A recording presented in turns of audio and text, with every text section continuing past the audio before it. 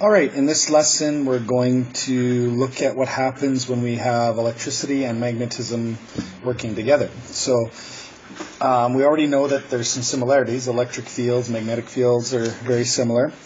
And we know that from the domain theory that if we have a electron spinning or any electron moving, that's going to induce a magnetic field. So there's got to be some sort of connection between the two. And what happened in 1820, Hans Christian Ørsted, he did a bunch of experiments to show that electric currents, any electric flow, could actually create a magnetic field, and it would affect the magnet doing it. So he actually basically sort of stumbled on this by accident in stories that I read. So basically, if we imagine we just have a wire, so we have some sort of wire and we got current flowing through the wire, what Ørsted noticed was, just by fluke, he had this wire set up and he happened to have a compass nearby, and he saw that the compass needle moved every time he turned on the current. So when he hooked it up to a battery and we got electrons flowing through the wire, he noticed that the compass needle moved depending on where it was located. So what he did was, if he put the compass needle to the like on top of the wire, he got that the magnetic field, the compass pointed to the left. And then he found that if you put the compass underneath the wire, on the bottom of the wire, he saw that it pointed to the right. And then when he put the compass to the right of the wire, nothing happened. But if you turn the compass so it was sort of perpendicular, he saw that the compass ended up pointing upwards or out of the page. And we're going to get to these symbols in a second. And then the same thing on the other side, he saw that it went downwards. So as he went around the wire, the compass needle sort of changed accordingly. So what he concluded was then that the electric wire created a magnetic field, and vice versa. If he took the electric wire and switched it around so that the current went the other way, what he found out was that the magnetic field switched directions as well. So he was the first to sort of connect the current to a magnetic field. So we're going to do a bunch of different hand rules to help us figure this stuff out. So the first rule is going to be, how do we know which hand to use? So we're going to use for anything that has to do with negatives. So we have electrons, electron flowing and current, or basically anything in general that's negative, we use our left hand. If we're dealing with something that's positive, so we're going to have protons moving, or we're going to call it conventional current, anything like that. You see that in a question? Anything that's positive, you're going to use your right hand. So we're going to use the two hands, one for positive, one for negative. The second thing we got to do is we just got to be careful of our directions. So we're always going to use directions as referred to our paper. So if you're drawing on your paper, we would say the top of the page is north or up, right? Up is being the top of your page. The bottom of the page would be south or down. And we'd say the right of our page is east or to the right. And then our other side would be left or west.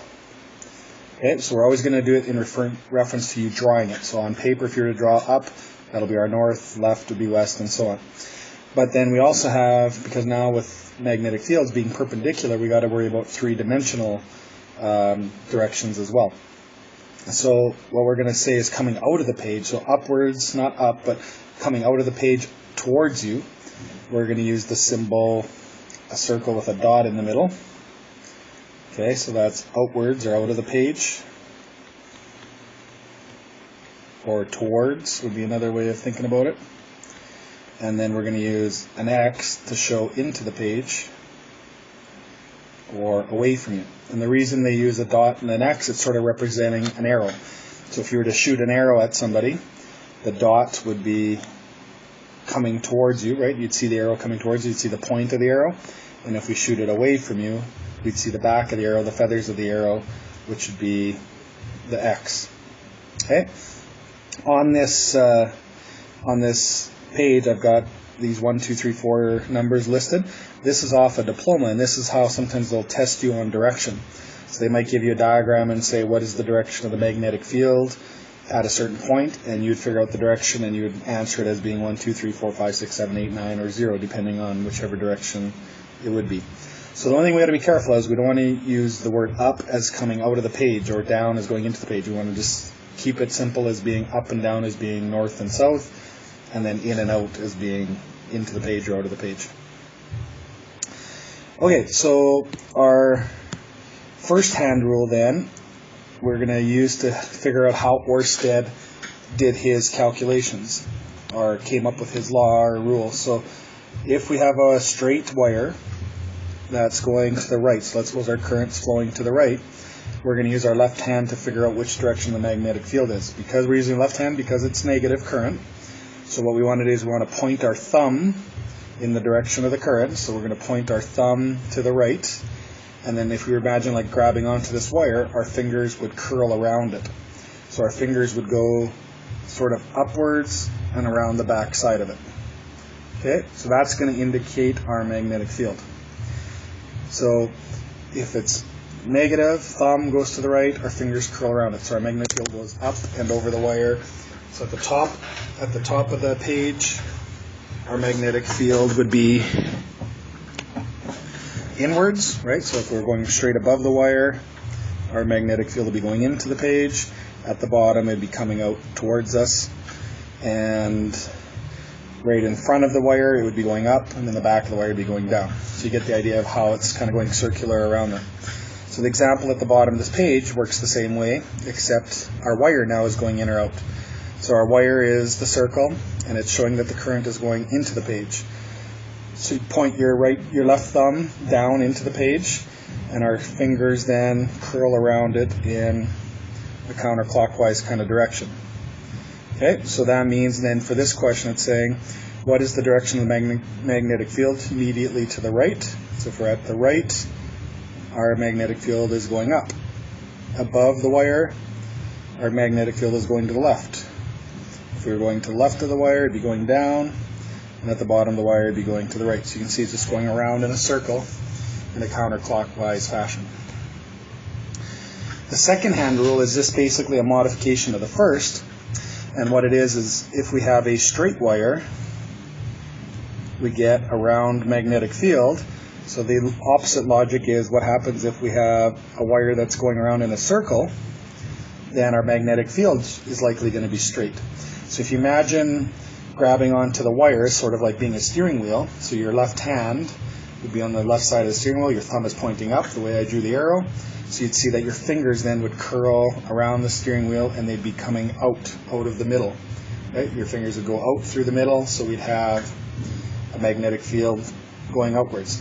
If we changed it and we grab it onto the top, so if you move your left hand to the top of the steering wheel, your thumb would be pointing to the right, your fingers would still curl around so that they'd come outwards.